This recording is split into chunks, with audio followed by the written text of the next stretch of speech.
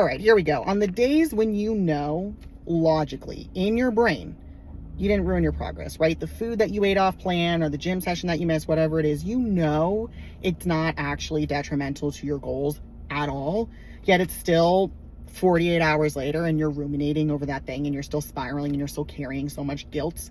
Okay, what you have to understand is that the guilt that you feel is just simply the gap that exists in your brain between what you think you should have done and what you actually did. And this gap doesn't need to mean anything about us. We just have to figure out how to define it and how to close it. Okay, and there's only two ways that you can do this. And you have to sit with yourself and you have to honestly answer this question, okay? Is this a gap that you need to close by raising your standards? Or is this a gap that you need to close by shifting your mindset? Okay, because there are some times when we feel guilty about something, but let's be so honest, we're just not doing what we know we're capable of doing.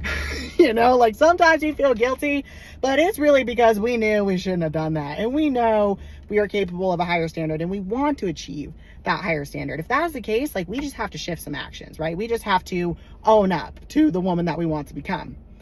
But then there's the other side of the equation where we just kind of beat ourselves up over the breadbasket for no gosh dang reason other than the fact that we weren't perfect, right? And if that's the case, that's going to be a mindset shift. And there is a very specific way that I go about that as someone who's been a high achiever my whole life. And if I don't do it perfectly, I feel like my whole world is on fire. I can make another reel about that. But you have to figure out which one it is. And when you figure that out, you are able to escape the spiral so much quicker because you actually know the action steps you need to take, right? You either need to approach yourself in a different way and figure out why you think anything less than perfect is like an actual, emergency, or you need to just woman up